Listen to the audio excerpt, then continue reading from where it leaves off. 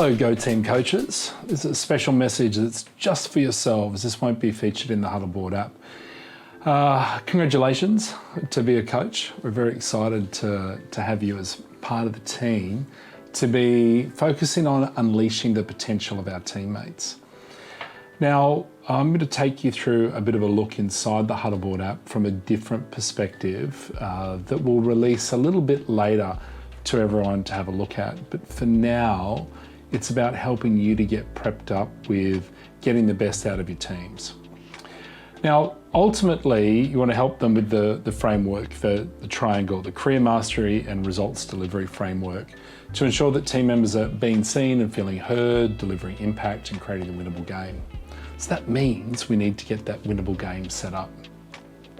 So what I'll invite you to do is ensure that for each of your teams that you've got the huddles set up for them and that you're able to navigate to those inside of the system. So to do that, when you go to the huddles themselves and you go to add the huddle, it's really important that you're selecting the client and then allocating from there. Now, in the new approach that's coming, team members will automatically be set up in the huddles, but you'll still HuddleBoard, but you'll still need to actually set up the huddles themselves. That timing is going to be an important step. We will have this eventually connected to the new workflows and do this too, so it will inform you when a new team member joins to actually do that step of having them allocated to a huddle or setting it up. Probably one of the powerful areas you can get to is the reports section, in particular to the huddle reports, so that you can see which of your teams are set up and how they're going with their overall progress. Let's take a look at just the first one that pops up here. Well, in fact, any. You could look at any of them. Actually, what I'll do is we're going to have a sort by client soon. In fact, I'm about to set up REE Medical. So I'm going to put this one in here. It may not have gone live yet, so let's have a look at this one. DNA Medical Team. Okay, super. Now, really what I want to point out here, I'll do that DNA, is that you'll be able to sort these by observer, if you're an observer, departments. We'll also be adding in here client as well, so you can sort by the client as well as the coach. Now, what the data shows us in the table, and this is where it gets interesting for you, is objectives and key results progress, XFactor progress, attendance, task priority completion, number of task priorities, huddle completion, the review score, the reviewers, I'll talk about that in a moment, and then when the last review was done. And so if you find a team and you've got no data against it for that client, then it means that's an area where there needs to be focus. When we add the new filters in here, so you'll be able to filter just by yourself as a coach, you'll see your dashboard of all the different teams and your team members. And from there, you can go through and help to start them really progress forward. Now, as an example, let's have a look at, yep, here we go. Let's have a look at this one. So when we click on the team here, it'll expand out so you can see all the individuals. So you get right down to the detail. And we can also look at the quarters, Q4, we can go back to Q3, there we go, we've got some more data because it's only, it's the 10th of October, so we've only got the start of the quarter, that's why there's not much data there. All right, Q3, and we can see the progress. We've got Raven here, he's got 86.1% of his objective and key result. XFactors for him at 100%, so you can see each of those individual XFactors displayed there. He's progressed really well on those. And then attendance, present at 40 but absent for 15. Now when you see your scoreboards, in the reports here, it goes with any scoreboard, it doesn't tell you the answers, it just presents new questions to be asked as a result of it. Then there's 220 task priorities, we've got huddle completion rate for that of the total overall, and then these review scores, I'll come back to these in a sec. So what the data tells us is tells us to ask questions, really, is what it tells us.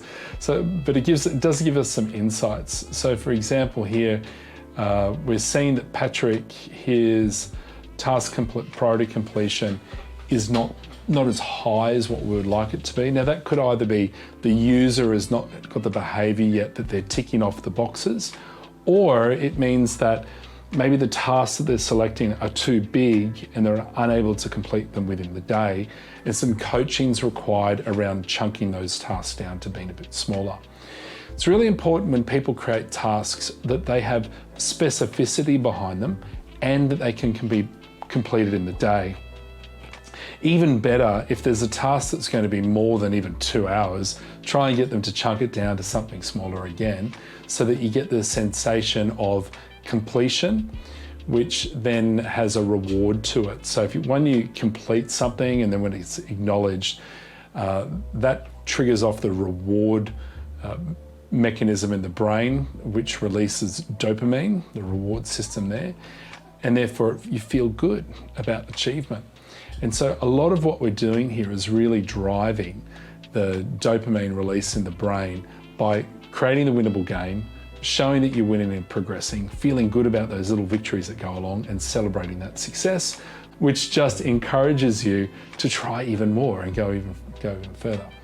Attendance, it's really important that we show up. Not only that we show up to the sessions, but we show up while we're in the session as well. And then the X factors. Now, when we see items like low X factor delivery, but high objective and key result outcome, maybe we don't have the right correlation there. Also, what we'd be looking out for during the quarter is how are we progressing on X factors. We really want to see these in the orange and the green zone so that we've got a high correlation to success. Here what we're seeing is low on the X factor and low on the objective. It's probably standing out that we're missing something and it needs to be optimized. Really important to bring this up in the one-on-ones to help those to progress. Here's one. Now, I would say here, there's probably too many X factors for Kobe, and hence why he's only 50% completed. He's got 5, 6, 7, 8, 9, 10, 11.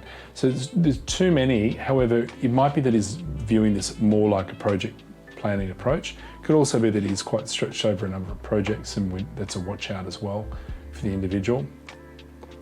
And he's actually completed on 2 of his 3 objectives. So he's got a lot on because he's across a number of teams. He's a really high performer as well, by the way.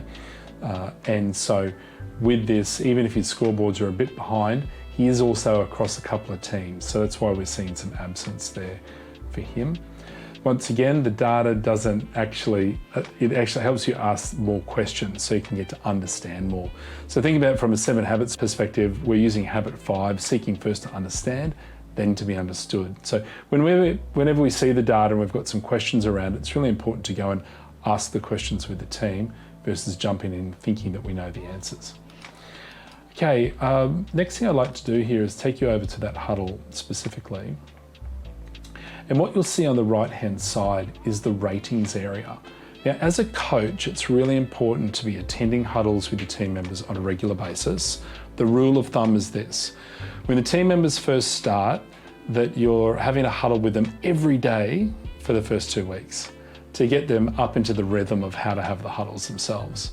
Then after that, we would really like to see you to switch to once a week that you're having a huddle with your team members.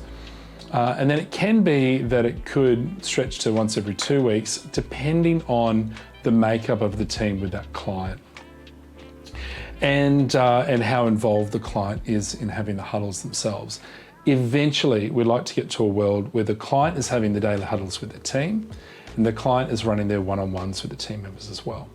We think it's more realistic, though, to see that the clients might get to doing a one-on-one with their offshore team members once a month, and that you as a coach do it once a month, so that there is at least, or I should say slightly differently, every 4 weeks for the client, every 4 weeks for you, but getting the rhythm where it's 2 weeks apart. So the team member gets to be in a one-on-one every 2 weeks, and you get to start to get some insight and enough data points and the team member has the opportunity to be seen and feel heard around what they're working on.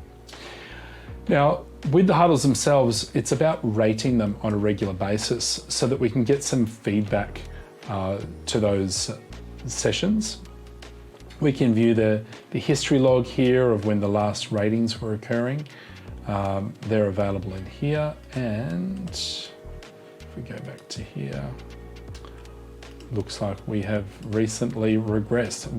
There's an option for the ability to actually execute the ratings themselves, and that'll be something that I'll take you through in a separate video after this one.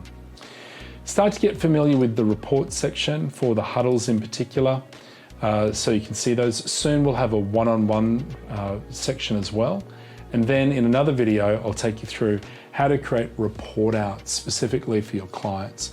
These are the quarterly report outs that you will see, that you'll be involved in as well within our own organization, so you'll see how they work. Rather than needing to create like a PowerPoint presentation or reports, what we do is the system itself generates the quarterly reports on progress, and we track things like what have been our wins for the last quarter. We display our data comparatively, and we also share any changes in our objectives and key results for the future as well. So coaches, this here is where you'll spend like 80% of your time looking to see that all the client systems are set up around OKRX for the team members. They're having the huddles, they're doing their one-on-ones, even checking things like the logins, so the team members are logging in and you can track how they're progressing there as well. Use this as the center of your universe and think about how you unleash the potential of your teammates, and get prepared to start sharing the progress of your team members when we have our catch-ups, where you'll have an opportunity to present a case or put forward a team member who you're either winning with or you're struggling with or they're stagnating, whatever it's at, and I'll help you guide you through what to do next with your team members. All right, because it's us here on this video, you know how I like to finish it out. It's with a power clap on 3, 1, 2, 3, go team!